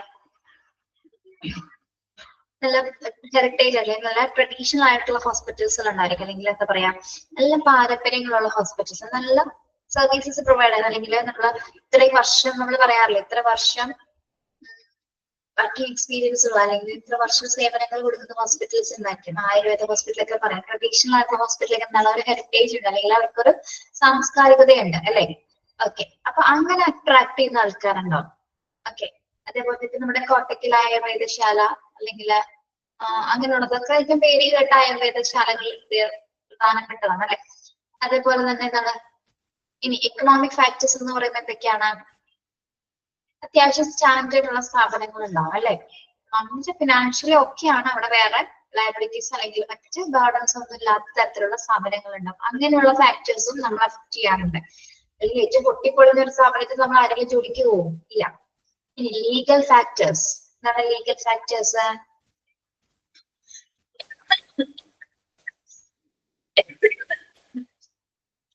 ലീഗൽ ഫാക്ടേഴ്സ് എന്തൊക്കെയാണ്?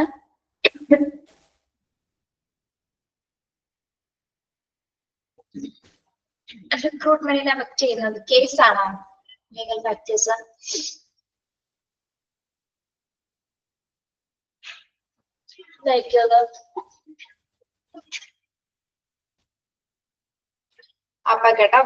അപകടോ, ടാക്സ്, പറട്ടെ അറിയാവുന്ന പോലെ പറയാം. Legally all clear, yes very good. വേറെ പോളിസീസ് ആണോ? അതായത് ചില സ്ഥാപനങ്ങളിൽ ലീഗൽ ലയബിലിറ്റീസ് അല്ലെങ്കിൽ എന്തെങ്കിലും നിയമപരമായിട്ടുള്ള ബുദ്ധിമുട്ടുകൾ അല്ലെങ്കിൽ ഇപ്പൊ എന്തെങ്കിലും ക്രമക്കേടുകൾ വന്ന കേസ് ഹോസ്പിറ്റൽസ് ഉണ്ടാവാം അല്ലെങ്കിൽ ഓർഗനൈസേഷൻസ് ഉണ്ടാവാം അല്ലെ. എങ്ങനെയൊക്കെ ആയിരിക്കും അങ്ങനെ ഒരു ലീഗൽ ഫാക്ടേഴ്സ് അഫക്ട് ചെയ്യുന്നത്? നമ്മൾ കാണാറില്ലേ, ഓരോ സർജറി കഴിഞ്ഞ ശേഷം സർജറിക്ക് ശേഷമാണ് ആളുടെ വയറ്റിനുള്ളിൽ കത്രിക കണ്ടെത്തിയത്, സിസേഴ്സ് കണ്ടെത്തിയത്. അത് ഹോസ്പിറ്റലിന്റെ പേരിൽ വരുന്ന ഒരു കേസ് അല്ലേ? അതേപോലെ തന്നെ ഇപ്പൊ ലേബർ പേഷ്യൻസ് ഒക്കെ മരിക്കുന്നുണ്ട്. ചില ഗൈനക്കോളജി ഡിപ്പാർട്ട്മെന്റ്സിൽ അത്തരത്തിലുള്ള അപകടങ്ങൾ സംഭവിക്കുന്നുണ്ട്. കുട്ടി മരിക്കുക അല്ലെങ്കിൽ അമ്മയ്ക്ക് കുഞ്ഞിന് ഒരേപോലെ തന്നെ അപകടങ്ങൾ ഉണ്ടാവാം, അല്ലെങ്കിൽ എന്താണ് ചെറിയൊരു ചികിത്സയ്ക്ക് വന്നതിന് ശേഷം വലിയൊരു അപകടമായിട്ട് പോകുന്ന ചില ആൾക്കാരുണ്ട്. അവർക്കെതിരെ അവര് ആ ഹോസ്പിറ്റലിൽ നേരിടുന്ന ലീഗൽ ആക്ഷൻസ് എടുക്കാറുണ്ട്. പിന്നെ വേറൊരു ഏറ്റവും പ്രധാനപ്പെട്ട കാര്യം എന്താണ്, ഒരു ഡോക്ടറിന് അല്ലെങ്കിൽ പേഷ്യന്റിന്റെ കൺസേൺ ഇല്ലാതെ ഒരു സർജറി ചെയ്യുന്നത് അല്ലെ, അതാണ് ഏറ്റവും ലീഗലായിട്ട് വരുന്ന ഒരു ഫാക്ടർ എന്ന് പറയുന്നത്. ഹോസ്പിറ്റലിനെ സംബന്ധിച്ചുള്ള കൺസേൺ എന്ന് പറഞ്ഞാൽ എന്താണ്, സമ്മതം, ഒരാളുടെ സമ്മതം, പേഷ്യന്റിന്റെ സമ്മതം, പേഷ്യന്റിന്റെ ഫാമിലിയുടെ പേഷ്യന്റിന്റെ സമ്മതം ഇല്ലാതെ നമ്മള് സർജറി ചെയ്യാനായിട്ട് നിർവാഹമില്ല. ഓക്കെ, അത് ലീഗൽ ആക്ഷൻസ് എടുക്കുന്ന കേസസ് ആണ്. ഇൻ കേസ് എമർജൻസി സിറ്റുവേഷൻസിൽ കൺസേൺ തന്നെ ചിലപ്പോൾ ആരും എടുക്കില്ല. എമർജൻസി സിറ്റുവേഷൻസിൽ ആളുടെ ലൈഫ് സേവ് ചെയ്യാനേ നമ്മൾ നോക്കുള്ളൂ അല്ലെ. അപ്പൊ ആ ഒരു സിറ്റുവേഷൻസിലൊന്നും ചിലപ്പോൾ കൺസേൺസ് എടുക്കില്ല. പക്ഷെ അല്ലാത്ത പക്ഷം പേഷ്യൻസിന്റെ സമ്മതം കൂടാതെ എടുക്കുന്നതൊക്കെ എന്താണ് ലീഗൽ കേസസിൽ നമുക്ക് ഉൾപ്പെടുത്താം. അങ്ങനെ വരുന്ന ഹോസ്പിറ്റൽസ് ഉണ്ട്. അപ്പൊ ആ ഒരു പേരിലായിട്ട് അത് അറിയപ്പെടുന്നത്. അതും എന്താണ് ഈ റിക്രൂട്ട്മെന്റിനെ ബാധിക്കുന്നുണ്ട്. അപ്പൊ മിക്ക ആൾക്കാർ അതിൽ അപ്ലൈ ചെയ്യുമോ? ആ ഒരു ഹോസ്പിറ്റലിലേക്ക് വർക്ക് ചെയ്യാനായിട്ട് താല്പര്യം ഉണ്ടാവില്ല. പിന്നെ വേറെ ഹോസ്പിറ്റലുകൾ എന്തെങ്കിലും പറയുമ്പോൾ മൊത്തം കുറ്റം പറയണല്ലേ. ഓർഗൻസ് ഒക്കെ മറ്റ് ആൾക്കാർക്ക് കഴിച്ചു കൊടുക്കുന്നത് അല്ലെങ്കിൽ മറ്റു തരം എന്താണ് പറയാ അണ്ടർഗ്രൗണ്ടിലുള്ള പരിപാടികൾ നടത്തുന്ന ആൾക്കാരുണ്ട്. എഗെയിൻസ്റ്റ് മെഡിക്കൽ അഡ്വൈസ് വരുന്നത് കേസിൽ വരില്ലടോ. കേസസില് വരും. അത് ആ പേഷ്യന്റിന് എന്തെങ്കിലും പറ്റിയാലാണ്. ഇപ്പൊ ഡാമ എന്ന് പറയുന്നത് എന്താണ്, ഡിസ്ചാർജ് അഗെയിൻസ്റ്റ് മെഡിക്കൽ അഡ്വൈസ്. ഒരു പേഷ്യന്റ് ഡോക്ടറുടെ സമ്മതം കൂടാതെ ഒരു പേഷ്യന്റ് പോകുകയാണെങ്കിലാണ് നമ്മൾ എന്ത് കൊടുക്കുന്നത്, ആ ഒരു കൺസേൺ കാണിക്കുന്നത്. ജോസഫ് ഫിലിമിലെ കണ്ടിട്ടുണ്ട് അല്ലെ. ഓക്കെ, അതായത് ഡോക്ടർ നിർദ്ദേശിക്കാതെ ആൾ പോയി കഴിഞ്ഞാൽ ആൾക്ക് എന്തെങ്കിലും സംഭവിച്ചാലാണ് നമ്മള് ഈ ഡാമയുടെ സർട്ടിഫിക്കറ്റ്സ് അല്ലെങ്കിൽ ഡാമ ആപ്ലിക്കേഷൻസ് നമുക്ക് എന്താണ് കുറച്ചുകൂടി റീസണബിൾ ആവുന്നത്. ജോസഫ് സിനിമയിൽ അങ്ങനെയുണ്ട് അല്ലെ, ഓർഗൻ ട്രാൻസ്പ്ലാന്റേഷൻ ഒക്കെ ചെയ്യുന്നുണ്ട്. പക്ഷെ എങ്ങനെയാണ് അത് ചെയ്യുന്നത്? ആക്സിഡന്റ് ഉണ്ടാക്കിയിട്ടാണ്. ഹോസ്പിറ്റലുകാര് തന്നെ ആക്സിഡന്റ് ഉണ്ടാക്കിയിട്ട് ആ പേഷ്യൻസിനെ അവരങ്ങോട്ട് കൊണ്ടുപോയിട്ടാണ് അവിടെ ചീറ്റിങ് ചെയ്യുന്നത്. ഓക്കെ, അപ്പൊ അത്തരത്തിലുള്ള ചീറ്റിങ് എന്ത്. പിന്നെ അതുപോലെ അപ്പു തിക്കിരി എന്ന് പറഞ്ഞ ഒരു ജയസൂര്യയുടെ ഒരു ഫിലിം ഉണ്ട്, അതിലൊക്കെ ഇത് തന്നെയാണ്. അതെനിക്ക് തോന്നുന്നു കംപ്ലീറ്റ് ഇഞ്ചുറീസ് വരുന്ന തലയ്ക്കാണ്. Yes, okay. അപ്പൊ അത്തരത്തിൽ ലീഗൽ ആയിട്ട് വരുന്ന ഫാക്ടേഴ്സ്, ലീഗൽ കേസസ് ഒക്കെ വന്നാലും അതൊരു റിക്രൂട്ട്മെന്റിനെ അഫക്ട് ചെയ്യുന്നുണ്ട്. അതുപോലെ തന്നെ cultural, economic and legal factors, ഇത് മൂന്നും ഒരേപോലെ തന്നെ അഫക്ട് ചെയ്യുന്നതാണ്. ഓക്കെ, അപ്പൊ ഒന്നുകൂടി പറയാം. ഒന്ന് സൈസ് ഓഫ് ദ ഓർഗനൈസേഷന്റെ വലിപ്പം, അത് അഫക്ട് ചെയ്യുന്നതാണ്. അതിന് conditions of the employment in community, the organisation വരുന്ന ലൊക്കേഷൻ അല്ലെങ്കിൽ അതിന്റെ കണ്ടീഷൻസ് എങ്ങനെയാണ്, അത് അതിനെ ബാധിക്കുന്നതാണ്. പിന്നെ അവിടെ വർക്ക് ചെയ്യുന്ന ജോലിക്കാരുടെ പെർഫോമൻസ് അല്ലെ, നല്ല രീതിയിലുള്ള റിക്രൂട്ട്മെന്റ് എഫേർട്സ് ഇട്ടുള്ള കപ്പാസിറ്റി ഉള്ള പെർഫോമേഴ്സ് ആണ് അവിടെ വർക്ക് ചെയ്യുന്നതെങ്കിൽ അത് നമ്മൾ അഫക്ട് ചെയ്യുന്നുണ്ട്. പിന്നെ എന്താണ്, നല്ല വർക്കിംഗ് അറ്റ്മോസ്ഫിയേഴ്സ് ആൻഡ് സാലറി പാക്കേജസുകൾ. പിന്നെ സ്ഥാപനത്തിന്റെ വളർച്ച, growth of the organisation and level of seasonality operations. ഒരു സീസൺ അനുസരിച്ചുള്ള ആ ഒരു ഹോസ്പിറ്റലിൽ എത്രത്തോളം ഗ്രോത്ത് അവിടെ ഉണ്ടാവുന്നു, പ്രൊഡക്ഷൻ എത്രത്തോളം ഉണ്ടാവുന്നു, അല്ലെങ്കിൽ എത്രത്തോളം പ്രോഗ്രാംസ് അവിടെ ഉൾപ്പെടുത്തുന്നു, അതൊക്കെ അഫക്ട് ചെയ്യുന്ന ഒരു ഫാക്ടറാണ്. അതോടൊപ്പം തന്നെ എന്താണ്, cultural and economic and legal factors etcetera. Okay,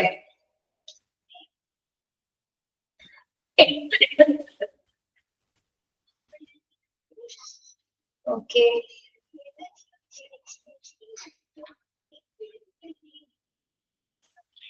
ഇനി ഇപ്പൊ നമ്മൾ പറഞ്ഞത് എന്തൊക്കെയാണ്? റിക്രൂട്ട്മെന്റ് പറഞ്ഞു, ഫാക്ടേഴ്സ് അഫക്റ്റിംഗ് റിക്രൂട്ട്മെന്റ് പറഞ്ഞു. ഇനി വരുന്നത് സ്റ്റെപ്സ് ഓൺ റിക്രൂട്ട്മെന്റ്. റിക്രൂട്ട്മെന്റിന്റെ സ്റ്റെപ്പുകൾ എന്തൊക്കെയാണ്? ഇതും കുറച്ച് ബുദ്ധിമുട്ടുണ്ട്, പറഞ്ഞു പോവാം.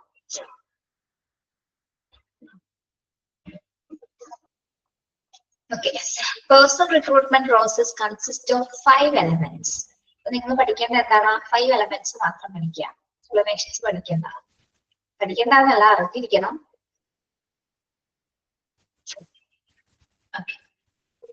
എന്തൊക്കെയാണ് റിക്രൂട്ട്മെന്റ് പോളിസി? റിക്രൂട്ട്മെന്റ് പ്രോസസ്സിന്റെ ഫസ്റ്റ് പറയുന്ന ഒരു കാര്യമാണ് ഒരു പോളിസിയുടെ അടിസ്ഥാനത്തിൽ. പോളിസി ഉദ്ദേശിക്കുന്നത് എന്താണ്? റൂൾസ് ആൻഡ് റെഗുലേഷൻസ് അല്ലെങ്കിൽ അതിന്റെ ഒരു ഒബ്ജക്റ്റീവ്സ് ഉണ്ടായിരിക്കുക. പോളിസിയുടെ ഒബ്ജക്റ്റീവ്സ് അടങ്ങുന്നതാണ് അതിന്റെ പ്രധാന പോളിസി എന്ന് പറയുന്നുണ്ടെങ്കിൽ അതിലൊരു പ്രൊസീജിയറിന്റെ അടിസ്ഥാനത്തിലായിരിക്കും നമ്മൾ ഒരാളെ റിക്രൂട്ട് ചെയ്യുന്നത്. പിന്നെ എന്താണ് റിക്രൂട്ട്മെന്റ് ഓർഗനൈസേഷൻ? അത് റിക്രൂട്ട് ചെയ്യുന്നതിന് വേണ്ടി ഒരു ഓർഗനൈസേഷൻ സ്ട്രക്ചർ ഉണ്ടായിരിക്കും. ഓക്കെ. പിന്നെന്താണ് forecast of man power requirements. Then development of source of recruitment and methods of techniques of recruitment, methods of assessment of recruitment program. ഇത്തിരി ബുദ്ധിമുട്ടുണ്ട് കേട്ടോ. നിങ്ങൾ പിന്നെ നന്നാണ് പഠിക്കുന്നതുകൊണ്ട് പെട്ടെന്ന് മനസ്സിലാവും അല്ലെ?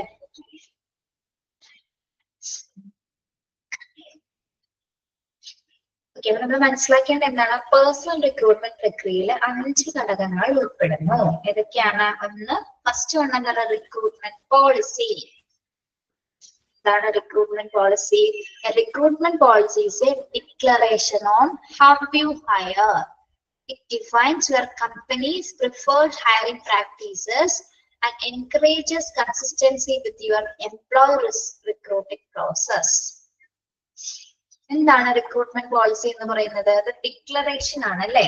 അതായത് നിങ്ങൾ എങ്ങനെ നിയമിക്കുന്നു എന്നുള്ള കാര്യങ്ങളാണ് അതിൽ വരുന്നത് എന്നതിനെ കുറിച്ചുള്ള പ്രഖ്യാപനമാണ്. ഡിക്ലറേഷൻ എന്ന് പറഞ്ഞാൽ എന്താണ്? ഒരു പ്രഖ്യാപനമാണ് റിക്രൂട്ട്മെന്റ് പോളിസി അഥവാ ഡിക്ലറേഷൻ.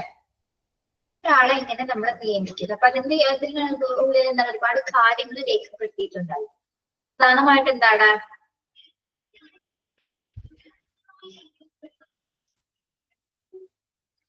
പോളിസിയിൽ ഒരു എംപ്ലോയി ചെയ്യേണ്ട കാര്യങ്ങളെ കുറിച്ചിട്ട് അല്ലെങ്കിൽ റിക്രൂട്ട്മെന്റ് പോളിസിയിൽ പ്രധാനമായിട്ട് പ്രധാന ഒബ്ജക്റ്റീവ് ഉണ്ടാവും അല്ലെ? ആ ജോലിയുമായി സംബന്ധിച്ചിടത്തുള്ള ഒരു ഒബ്ജക്റ്റീവ് അതിൽ രേഖപ്പെടുത്തിയിട്ടുണ്ടായിരിക്കും. അതേപോലെ തന്നെ എന്താണ് അവിടെ നമ്മൾ ഇംപ്ലിമെന്റ് ചെയ്യേണ്ട കാര്യങ്ങൾ എന്തൊക്കെയാണ്, അല്ലെങ്കിൽ ഏതൊക്കെ പ്രൊസീജിയേഴ്സ് ആണ് അവിടെ വരുന്നത് എന്നുള്ള കാര്യങ്ങളായിരിക്കും എന്തിലുണ്ടായിരിക്കുക? ആ ഡിക്ലറേഷനിൽ ഉണ്ടായിരിക്കുക. അല്ലെങ്കിൽ ആ പോളിസിയിൽ കൊടുത്തിരിക്കുന്നത് എന്താണ്? എങ്ങനെയാണ് അതിന്റെ പ്രധാന ഒബ്ജക്റ്റീവ്? ഒരു റിക്രൂട്ട്മെന്റ് പോളിസിയുടെ പ്രധാന ഒബ്ജക്റ്റീവ് എന്താണ്? ഏത് ജോലിയിലേക്കാണ്, എങ്ങനെയാണ് അവിടെ റിക്രൂട്ട് ചെയ്യുന്നത്, ഏതൊക്കെ കാര്യങ്ങൾ ഇംപ്ലിമെന്റ് ചെയ്യണം, എന്തൊക്കെ ഫ്രെയിം വർക്ക്സ് ആണ്, എന്തൊക്കെ ചട്ടക്കൂടുകളാണ് ഇതിനകത്തുള്ളത് എന്നൊക്കെ പറയുന്ന കാര്യങ്ങളായിരിക്കും എന്തിലുണ്ടായിരിക്കുക? റിക്രൂട്ട്മെന്റ് നയത്തിൽ ഉണ്ടായിരിക്കുക, ആ റിക്രൂട്ട്മെന്റ് പോളിസിയിൽ ഉണ്ടായിരിക്കുക. ഇനി നമ്മളിപ്പോ പറഞ്ഞ കാര്യങ്ങളെല്ലാം ഇവിടെ ചുരുക്കി പറയുന്നുണ്ട്. അപ്പൊ റിക്രൂട്ട്മെന്റ് പോളിസിയിൽ ഉൾപ്പെടുന്ന കാര്യങ്ങൾ എന്തൊക്കെയാണെന്ന് നമുക്ക് നോക്കാം.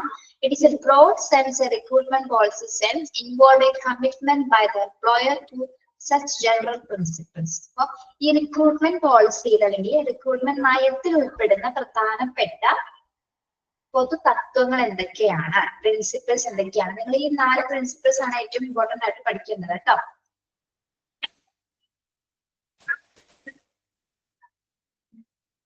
നോക്കൂ ഏതൊക്കെയാണ്?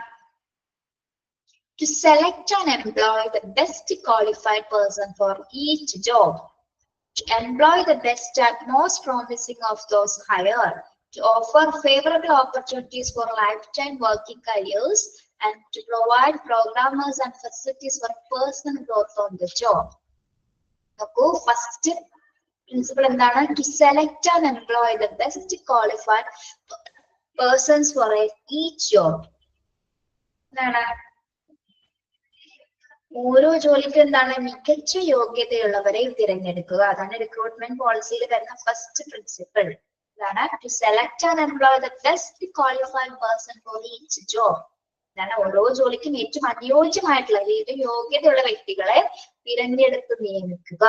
ഓക്കെ, മനസ്സിലായോ? To select and employ the best qualified person for each job. അല്ലേ? പിന്നെ അടുത്തത് എന്താണ്? To employ the best and most promising of those hired. എന്താണ്? To employ the best and most promising of those hired. എന്ന് പറഞ്ഞാൽ എന്താണ്? നിയമിക്കപ്പെടുന്നവരിൽ ഏറ്റവും മികച്ചതും എന്താണ്? ഏറ്റവും മികച്ച ആൾക്കാരെ മാത്രം നമ്മൾ സെലക്ട് ചെയ്യുക. അതോടൊപ്പം തന്നെ എന്താണ്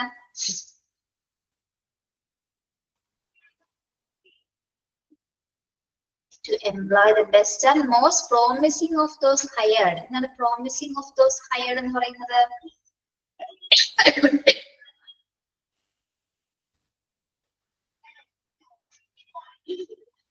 എങ്ങനെയുള്ളവരായിരിക്കണം നമ്മൾ തിരഞ്ഞെടുക്കേണ്ടത്? ഓക്കെ, ബെസ്റ്റ് ക്വാളിഫിക്കേഷൻ ഉള്ളവരായിരിക്കണം. അതുപോലെ തന്നെ എന്താണ് വിശ്വാസമാണോ? അതെ, യെസ്. പ്രോമിസ് എന്ന് പറയുന്നത് അവർ ആ ജോലിയിൽ വർക്ക് ചെയ്യും, അല്ലെ? നമ്മളൊരു ജോലി തിരഞ്ഞെടുക്കുകയാണെങ്കിൽ നമ്മുടെ ക്വാളിഫിക്കേഷൻ പരമാണ് നമ്മൾ തിരഞ്ഞെടുക്കുന്നത്, അത് പൂർണ്ണമായി ചെയ്യാൻ സാധിക്കും. നമ്മൾക്ക് ഫസ്റ്റ് ആണ് ഇവിടെ പറയുന്നത്. അതായത് നിയമിക്കപ്പെടുന്നതിൽ ഏറ്റവും മികച്ചവരെ തിരഞ്ഞെടുക്കുകയും വേണം. അതുപോലെ തന്നെ എന്താണ് വാഗ്ദാനം ചെയ്യുന്നവരെ നമുക്ക് പറയാം. വാഗ്ദാനം ചെയ്യുന്നവരെ വേണമെങ്കിൽ എന്നുള്ള രീതിയിൽ നമുക്ക് അവിടെ പ്രോമിസിങ് എന്ന് പറയുന്നത്. അതായത് അവര് വിശ്വസ്തയോടെ തന്നെ ആ ജോലിയിൽ അവിടെ വർക്ക് ചെയ്യും. ക്വാളിഫൈഡ് ആണ് എങ്കിൽ എന്താണ് നല്ല വിശ്വസ്തയോടെ തന്നെ അവരവിടെ വർക്ക് ചെയ്യുമെന്നും നമ്മള് ആ പ്രിൻസിപ്പിൾസിൽ റിക്രൂട്ട്മെന്റ് പോളിസിയുടെ പ്രിൻസിപ്പിൾസിൽ ഉൾപ്പെടുന്നുണ്ട്. ഓക്കെ, പിന്നെ തേർഡ് പോയിന്റ് എന്താണ്? തേർഡ് പ്രിൻസിപ്പിൾ എന്താണ്? To offer favorable opportunities for lifetime working careers. To offer favorable opportunities for lifetime working careers. പിന്നെ എന്തൊക്കെ കൊടുക്കുമായിരിക്കെ? വെറുതെ ജോലി മാത്രം കൊടുത്താൽ മതിയോ?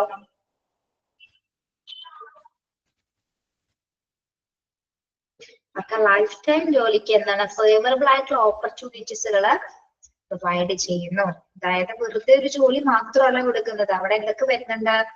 ഓപ്പർച്യൂണിറ്റി, ഫേവറബിൾ ഓപ്പർച്യൂണിറ്റീസ് എന്ന് പറയുമ്പോൾ എന്താണ്? ചിലവർക്ക് ഇപ്പൊ നമ്മളിപ്പോ കുറച്ച് നാളൊക്കെ വർക്ക് ചെയ്തു, ഒരു 5 വർഷം വർക്ക് ചെയ്ത് കഴിഞ്ഞാൽ ചിലപ്പോ ഒരു 5 വർഷം വരെ 2 വർഷം കഴിയുമ്പോൾ നമുക്ക് ഇപ്പൊ അബ്രോഡിലേക്ക് പോകാൻ പറ്റും, അല്ല അബ്രോഡിലുള്ള കമ്പനിയിൽ അല്ലെങ്കിൽ അബ്രോഡിലുള്ള ഹോസ്പിറ്റലിലേക്ക് നമ്മൾ ചിലപ്പോൾ അങ്ങോട്ട് ട്രാൻസ്ഫർ ചെയ്യാൻ നമുക്ക് പ്രൊമോഷൻ തരും.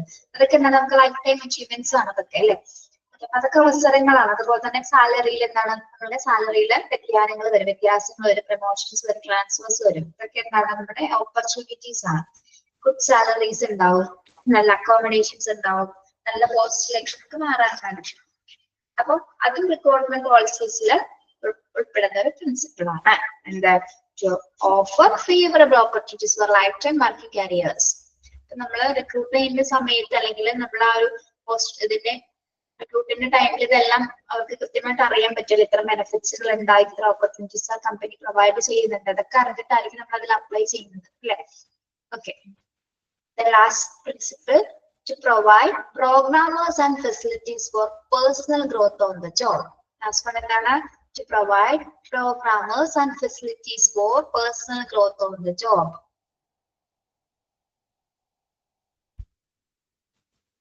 Personal growth, അതായത് ആ ഒരു ജോലിയിൽ മാത്രമാണ് ആൾക്ക് അല്ലെങ്കിൽ ഒരു ഓർഗനൈസേഷന് മാത്രമാണ് നമ്മൾ ബെനിഫിറ്റ്സ് കൊടുക്കേണ്ടത്, ആർക്കും കൂടി ബെനിഫിറ്റ്സ് ഉണ്ടായിരിക്കണം. അതായത് ജോലി സ്ഥലത്ത് വ്യക്തിഗത വളർച്ചയ്ക്ക്, അതായത് ഒരു പേഴ്സണൽ ഗ്രോത്ത് ഉണ്ടാകുന്ന തരത്തിലുള്ള പ്രോഗ്രാംസുകളും സൗകര്യങ്ങളും നൽകുക, അവരുടെ വർക്കിംഗ് കണ്ടീഷൻസ് അല്ലെങ്കിൽ അവർക്ക് ആവശ്യത്തിനുള്ള ഫെസിലിറ്റീസ് പ്രൊവൈഡ് ചെയ്യുക. അതോടൊപ്പം തന്നെ എന്താണ്? അവർക്ക് പേഴ്സണൽ ഗ്രോത്ത് അവിടെ ഉണ്ടാകുന്നതായിരിക്കും. Yes, mostly people look for good salary, food and accommodation. എല്ലാവരും തന്നെയാണ് ആഗ്രഹിക്കുന്നത്, അല്ലെ? നമുക്ക് നല്ലൊരു സാലറി ഉണ്ടായിരിക്കണം, നല്ലൊരു പ്ലേസ് ആയിരിക്കണം, നല്ല ലൊക്കേഷൻ ആയിരിക്കണം, അത്യാവശ്യം സ്റ്റാൻഡേർഡ് ഉള്ള ഒരു ജോലിയാണ് എല്ലാവരും തിരഞ്ഞെടുക്കുന്നത്. Okay, yes. അതോടൊപ്പം നമ്മുടെ ജോലി, നിങ്ങളൊരു കാര്യം മനസ്സിലാക്കുക, നമ്മളെ ജോലി ചെയ്യുന്നതിനനുസരിച്ച് ഓരോ ദിവസവും നമ്മളുടെ ഇടയില് നമ്മളുടെ ഉള്ളിൽ എന്താണ്? പേഴ്സണൽ ഗ്രോത്ത് സംഭവിക്കുന്നുണ്ട്. നമ്മുടെ സ്വഭാവത്തിൽ അതുപോലെ തന്നെ എന്താണ്? ബിഹേവിയറിൽ ഒരുപാട് വ്യത്യാസങ്ങൾ വരുന്നുണ്ട് ഓരോ ദിവസം. ഇപ്പൊ ഞാൻ പറയട്ടെ, ഇപ്പൊ ഞാൻ ഇന്ന് സ്മാർട്ട് സ്ട്രീമിൽ ഞാൻ വന്നിട്ട് ഇപ്പൊ 1 year ആയി. ഇന്ന് ജൂലൈ 11th ഞാൻ വന്നത്. ഫസ്റ്റ് വന്നത് പോലെയല്ല ഇപ്പൊ, ഒരുപാട് വ്യത്യാസങ്ങൾ വന്നിട്ടുണ്ട്. ഫസ്റ്റ് വന്നത് പോലെയല്ല, ഒരുപാട് വ്യത്യാസം വെച്ചാൽ ഒരുപാട് നമുക്ക് സ്പീച്ച്ലെസ് ആണ്, പറയാൻ പറ്റില്ല. പേഴ്സണലി ഉണ്ടായിട്ടുണ്ടല്ലാതെയും ഒരുപാട് വ്യത്യാസങ്ങൾ വന്നിട്ടുണ്ട്. അതാണ് നമ്മളൊരു സ്ഥാപനത്തിൽ വർക്ക് ചെയ്യുമ്പോൾ കംഫർട്ടബിൾ ആണെങ്കിൽ നമുക്ക് ഒരുപാട് ഗ്രോത്തുകൾ വരും. ഓക്കെ, ഇതാണ് പറയുന്നത് കേട്ടോ. ഗ്രോത്ത് ലെവൽ കൂടും, കോൺഫിഡൻസ് കൂടും. പിന്നെ എല്ലാവർക്കും മിസ്റ്റേക്സ് ഒക്കെ വരും, ആരും all പെർഫെക്റ്റ് ഒന്നുമല്ല, അല്ലെ? മിസ്റ്റേക്സ് ഒക്കെ ഉണ്ടാവും, അതിപ്പോ മനുഷ്യരല്ലേ, അങ്ങനെയാണ്. എല്ലാവർക്കും പെർഫെക്റ്റ് ആയിട്ട് തന്നെ എടുക്കാൻ പറ്റണമെന്നില്ല. ഇപ്പൊ ഞാനൊരു കാര്യം പറയട്ടെ, നിങ്ങള് അധ്യാപനം 4 രീതിയിലുണ്ടെന്ന് അറിയാം. നിങ്ങൾക്കറിയാമോ ടീച്ചിങ് 4 രീതിയിലുണ്ടെന്ന്? ഒന്ന്, കണ്ടന്റ് അറിഞ്ഞിട്ട് പഠിപ്പിക്കാൻ പറ്റാത്ത ടീച്ചറുണ്ട്. കണ്ടന്റ് അറിയാം പക്ഷെ ടീച്ചറിന് പഠിപ്പിക്കാൻ പറ്റില്ല. പക്ഷെ എന്താണ്, പഠിപ്പിക്കാൻ അറിയാം, കണ്ടന്റ് അറിയില്ല. അത് രണ്ടാമത്തെ കാറ്റഗറി. കണ്ടന്റും അറിയാം, പഠിപ്പിക്കാനും അറിയാം. അത് മൂന്നാമത്തെ കാറ്റഗറി. പക്ഷെ കണ്ടന്റ് പ്ലസ് കുട്ടികളോട് കമ്മ്യൂണിക്കേറ്റ് ചെയ്യാൻ പറ്റണം, അല്ലെങ്കിൽ കുട്ടികളുടെ ഉള്ളിലേക്ക് ആ കണ്ടന്റിന് എടുക്കാൻ പറ്റണം, അല്ലെങ്കിൽ കുട്ടികൾ അത് മനസ്സിലാക്കണത് ഒരു കണ്ടന്റ് വൈസിലല്ല. നമ്മൾ വളരെ സിമ്പിൾ ആയിട്ട് കുട്ടികളിലേക്ക് അത് അപ്ലൈ ചെയ്യുമ്പോഴാണ് അവിടെ ശരിക്കും എന്ത് വരുന്നത്, ടീച്ചിങ് വരുന്നത്. നമുക്ക് വേണമെങ്കിൽ ഒരു തിയറി അതേപോലെ തന്നെ പഠിപ്പിച്ചു കൊടുക്കാൻ പറ്റും, അല്ലെ? അതേപോലെ തന്നെ പഠിപ്പിച്ചു കൊടുക്കാൻ പറ്റും. പക്ഷെ അതിലൊരു വ്യത്യസ്തത കൊണ്ടുവന്ന് പഠിപ്പിക്കുകയാണെങ്കിൽ നമുക്ക് കുറച്ചുകൂടി ഈസി ആയിട്ട് മനസ്സിലാവില്ലേ? അല്ലെങ്കിൽ നമുക്ക് മനസ്സിലാവുന്ന ഭാഷയിലെ പറഞ്ഞു തരികയാണെങ്കിൽ കുറച്ചും കൂടി എല്ലാവർക്കും ഒരേപോലെ, 50 പേര് ക്ലാസ്സിലുണ്ടെങ്കിൽ 50 പേർക്ക് ഒരേപോലെ മനസ്സിലാവുന്ന രീതിയിൽ ആ ടീച്ചറിന് പറയാൻ പറ്റുന്നെങ്കിൽ അതല്ലേ ഏറ്റവും നല്ല അധ്യാപന രീതി, അല്ലേ? ഓക്കെ, ശരി. അപ്പൊ നമുക്ക് എവിടെ വർക്ക് ചെയ്താലും വ്യത്യാസമുണ്ട്. ഞാൻ ഇവിടെ വന്നപ്പോൾ വ്യത്യാസങ്ങളല്ല കേട്ടോ. ഞാൻ ഓൾറെഡി ടീച്ചർ സ്കൂളിലായിരുന്നു, ആദ്യം ഹൈസ്കൂളിലായിരുന്നു. ഒരു 4 years സ്കൂളിൽ വർക്ക് ചെയ്തിരുന്ന എക്സ്പീരിയൻസ് ഉണ്ട്. ഇവിടെ ഓൺലൈൻ പ്ലാറ്റ്ഫോമിൽ ഫസ്റ്റ് ടൈമാണ്. അപ്പൊ നമ്മൾ എവിടെ വർക്ക് ചെയ്താൽ നമ്മളും കൂടി വിചാരിക്കണം നമുക്ക് പേഴ്സണൽ ഗ്രോത്ത് ഉണ്ടാവണമെങ്കിൽ. ഓക്കെ, എപ്പോഴും വിഷമവും കാര്യങ്ങളൊക്കെ പറഞ്ഞു ഇരുന്നിട്ടല്ല, നമ്മളൊക്കെ വർക്ക് ചെയ്താൽ നമുക്ക് എവിടെ സക്സസ് ആവാൻ പറ്റും. യെസ്, പറഞ്ഞ് വേറെ വിഷയങ്ങളോട്ടൊക്കെ പോയല്ലേ.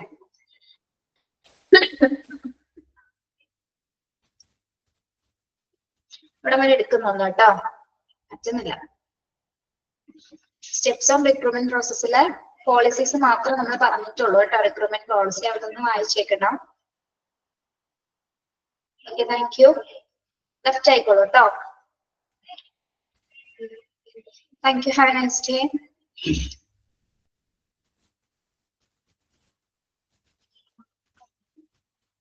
Thank you, Shruti.